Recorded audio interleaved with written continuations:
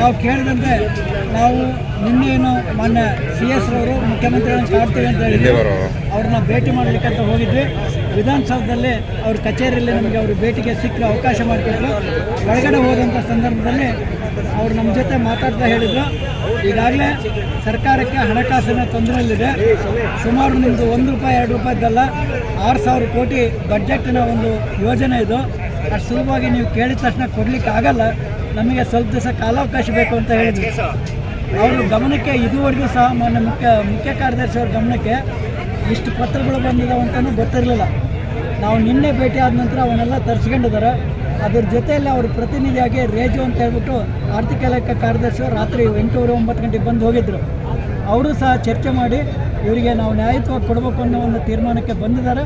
ಅದೇ ವಿಚಾರವನ್ನು ಮಾನ್ಯ ಮುಖ್ಯ ಕಾರ್ಯದರ್ಶಿನವರು ಹೇಳಿದ್ದಾರೆ, ನನಗೆ 3 ದಿವಸ ಕಾಲಾವಕಾಶ ಕೊಡಿ, ಇಷ್ಟು ದಿನ ಕೊಟ್ಟಿದ್ದೀರಿ, 3 ದಿವಸ ನನಗೆ ಕಾಲಾವಕಾಶವನ್ನು ಕೊಡ್ರಿ, ಖಂಡಿತವಾಗಿ ನಿಮ್ಮ ಫೈಲು ಪರಿಶೀಲನೆಯಲ್ಲಿದೆ, ನಿಮಗೊಂದು ಒಳ್ಳೆಯದಾಗುತ್ತೆ, ಅದಕ್ಕೆ ಅವಕಾಶ ಮಾಡಿಕೊಡ್ಬೇಕು ಅಂತ ಮಾತನ್ನು ಹೇಳಿದ್ದಾರೆ.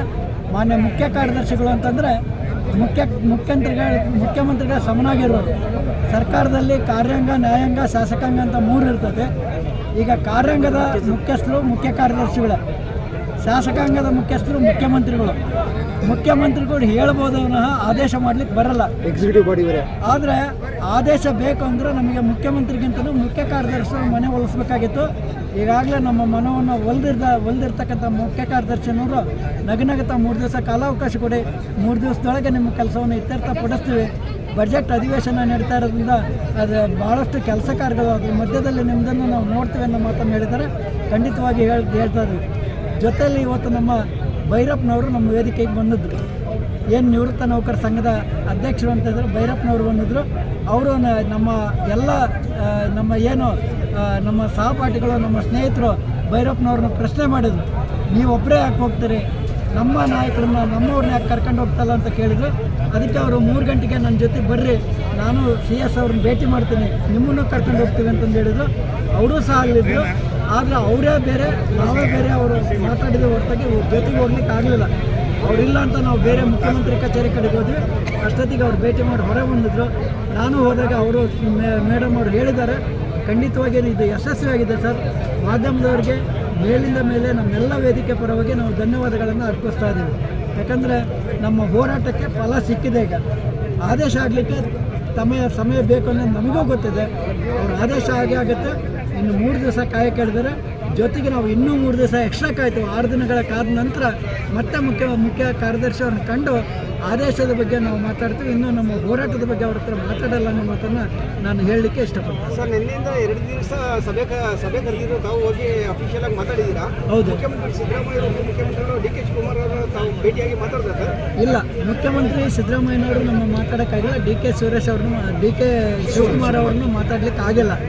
ಯಾಕಂತ ಹೇಳಿದ್ರೆ ಮುಖ್ಯಮಂತ್ರಿಗಳು ಈಗಾಗಲೇ ತಮಗೆಲ್ಲ ಮಾಧ್ಯಮದವ್ರಿಗೆ ಗೊತ್ತಿದೆ, ಅವರಿಗೆ ಕಾಲಿನ ನೋವು ಇರೋದ್ರಿಂದ ಮಂಡಿ ನೋವು ಅಂತಂದೇಳಿ ಕುರ್ಚಿಯಲ್ಲಿ ಓಡಾಡ್ತಾ ಇದ್ದಾರೆ. ಆ ನಿಟ್ಟಿನಲ್ಲಿ ಕಾರ್ಯಕ್ರಮಕ್ಕೆ ಬಂದರೆ ಅವ್ರ ಹತ್ರ ಯಾರನ್ನೂ ಭೇಟಿ ಮಾಡೋಕ್ಕೆ ಬಿಡ್ತಾ ಇಲ್ಲ. ಸೀದಾ ಅವರು ಮನೆಯಲ್ಲಿ 3ನೇ ಮಹಡಿಯಲ್ಲಿ ಅವರು ಕುಂತ್ಕೊಂಡ್ಬಿಟ್ಟು ಬಜೆಟ್ಟಿನ ಒಂದು ಚರ್ಚೆಯಲ್ಲಿರೋದ್ರಿಂದ ಕೆಳಗಡೆಗೆ ಬರ್ತಕ್ಕಂಥ ಅವಕಾಶ ಇಲ್ಲ ಅಂತಕ್ಕಂಥ ಮಾತನ್ನು ಅಧಿಕಾರಿ ವರ್ಗದವರು ಹೇಳಿದ್ದಾರೆ. ಹಾಗಾಗಿ ನಾವು ಮುಖ್ಯಮಂತ್ರಿಗಳಿಗಿಂತ ನಮ್ಮ ಮುಖ್ಯ ಕಾರ್ಯದರ್ಶಿ ಮುಖ್ಯ ಆಗಿರೋದ್ರಿಂದ, ಯಾಕಂದ್ರೆ ನಾವೆಲ್ಲ ನೌಕರರು, ನಮ್ಮ ನಾಯಕರು ಏನಿದ್ರು ಮುಖ್ಯ ಕಾರ್ಯದರ್ಶಿಗಳು ಹೊರತು ಮುಖ್ಯಮಂತ್ರಿಗಳು ಅಲ್ಲ. ನಮ್ಮ ನಾಯಕರುಗಳು ಅಂದರೆ ಮುಖ್ಯ ಕಾರ್ಯದರ್ಶಿಗಳು ನಮ್ಗೆ ಏನು ಹೇಳಿದ್ರು ಅಂದರೆ, ಒಂದು ಮಾತನ್ನು ಮುಖ್ಯಮಂತ್ರಿಗಳ ಗಮನಕ್ಕೆ ತರ್ರಿ, ಅವರು ನಮ್ಮ ಜೊತೆ ಚರ್ಚೆ ಮಾಡಿದಾಗ ನಾವು ನಿಮ್ಗೆ ಅನುಕೂಲ ಮಾಡಿಕೊಡ್ತೀವಿ ಅನ್ನೋ ಮಾತನ್ನು ಹಿಂದೆ ನಾವು ಮನವಿ ಕೊಟ್ಟಾಗ ಹೇಳಿದ್ರು. ಆ ವಿಚಾರವಾಗಿ ಮುಖ್ಯಮಂತ್ರಿಗಳನ್ನು ನಾವು ಅವಾಗ ಕಂಡಿದ್ವಿ. ಹಾಗಾಗಿ ಕಾಣ್ತಕ್ಕಂಥ ಅವಕಾಶ ನಮಗೇನೂ ಇರಲಿಲ್ಲ. ಮುಖ್ಯಮಂತ್ರಿಗಳ ಕಚೇರಿಗೆ ಹೋಗ್ಬಿಟ್ಟು ಅಣ್ಣಾ ಹಜಾರೆ ಅವರು ಏನು ಪತ್ರ ಕೊಟ್ಟಿದ್ದಾರೆ, ಇವ್ರ ಕೆಲಸ ಆಗದೆ ಹೋದ್ರೆ ನಾನು ಮತ್ತೆ ಬರ್ತೀನಿ ಅಂತ ಒಂದು ಪತ್ರ ಕೊಟ್ಟಿದ್ದು, ಅದನ್ನು ನಾವು ಮುಟ್ಟಿಸ್ಬೇಕಾಯಿತು. ಆ ಪತ್ರವನ್ನು ಮುಟ್ಟಿಸ್ಬಿಟ್ಟು ಈಗಾಗಲೇ ಮುಖ್ಯಮಂತ್ರಿ ಕಾರ್ಯದರ್ಶಿ ಕಥೆಯಿಂದ ನಾವು ಅದಕ್ಕೆ ಸಹಿಯನ್ನು ಪಡ್ಕೊಂಡು ತಗೊಂಡು ಬಂದಿದ್ದೀವಿ. ಅದು ಮುಖ್ಯಮಂತ್ರಿಗಳ ಗಮನಕ್ಕೆ ಹೋಗ್ತದೆ. ಅಣ್ಣಾಜಿ ಅವರ ಪತ್ರ ಗೊತ್ತಾಗುತ್ತೆ. ಜೊತೆಯಲ್ಲಿ ಅಣ್ಣಾಜಿ ಅವರು ಮಾನ್ಯ ಮುಖ್ಯಮಂತ್ರಿಗಳ ಜೊತೆಗೆ ಮಾನ್ಯ ಸಂತೋಷ್ ಹೆಗ್ಡೆ ಅವರ ಜೊತೆಗೆ ನೇರವಾಗಿ ಮಾತುಕತೆಯನ್ನು ಮಾಡಿದ್ದಾರೆ. ಫೋನಲ್ಲಿ ದೂರವಾಣಿ ಮುಖಾಂತರ ಸಂಪರ್ಕ ಮಾಡಿದ್ದಾರೆ. ಹಾಗಾಗಿ ಈ ಎಲ್ಲ ಒತ್ತಡದ ಮೇರೆಗೆ ನಿಮ್ಮ ಒಂದು ಸಹಕಾರದೊಂದಿಗೆ, ಮಾಧ್ಯಮದವರ ಸಹಕಾರದೊಂದಿಗೆ, ಅದಕ್ಕೂ ಹೆಚ್ಚಾಗಿ ನಮ್ಮ ಏನು 26,000 ನಿವೃತ್ತ ನೌಕರರಿದ್ದಾರಲ್ಲ ಅವ್ರನ್ನ ನಾವು ಯಾವ ಕಾರಣಕ್ಕೂ ಮರೆಯೋಂಗಿಲ್ಲ. ಯಾಕಂದ್ರೆ ನಾನು ಎಲ್ಲೋ ದಾವಣಗೆರೆಯಲ್ಲಿ ಇದ್ದಂಥವನು, ನಮ್ಮ ಬಿಸೇರೋಟರು ಹುಬ್ಳಿಯಲ್ಲಿದ್ದರು, ನಮ್ಮ ಆನಂದಪ್ಪನವರು ದಾವಣಗೆರೆ ಹತ್ರ ಒಂದು ಹಳ್ಳಿಯಲ್ಲಿದ್ದರು, ಚಾಮರಾಜನಗರ, ಮೈಸೂರು ಯಾವುದಾದ್ರು ಮೂಲೆಯಲ್ಲಿದ್ದರನ್ನೆಲ್ಲ ಒಟ್ಟುಗೂಡಿಸಿ ನಾಯಕರು ಅಂತ ನಮ್ಮನ್ನು ಬಿಂಬಿಸೋದ್ರಿಗೆ ನಾವು ಕರೆದ ತಕ್ಷಣ ಮನವಿ ಕೊಟ್ಟಿದ್ದಾರೆ. ನಾವು ಬರ್ರಿ ಅಂದ ತಕ್ಷಣ ಬಂದಿದ್ದಾರೆ. ಉಪವಾಸ ಕೊಂದರು ಉಪವಾಸ ಕುಂತಿದ್ದಾರೆ. ಅವ್ರನ್ನೆಲ್ಲರೂ ಈ ಸಂದರ್ಭದಲ್ಲಿ ನಾನು ಸ್ಮರಣೆ ಮಾಡ್ತೇನೆ. ನಮ್ಮೆಲ್ಲರ ಒಂದು ಏನು ನಮ್ಮ ಹೋರಾಟ ಇದೆ ನ್ಯಾಯಯುತವಾಗಿದ್ದರಿಂದ ಗ್ಯಾರಂಟಿ ಆಗಿದೆ ಅನ್ನೋ ಮಾತನ್ನು ಹೇಳ್ತೀನಿ. ಆದೇಶಕ್ಕೆ ಕಾಯ್ತಾ ಇದ್ದೀವಿ, ಖಂಡಿತವಾಗಿ ಆಗುತ್ತೆ.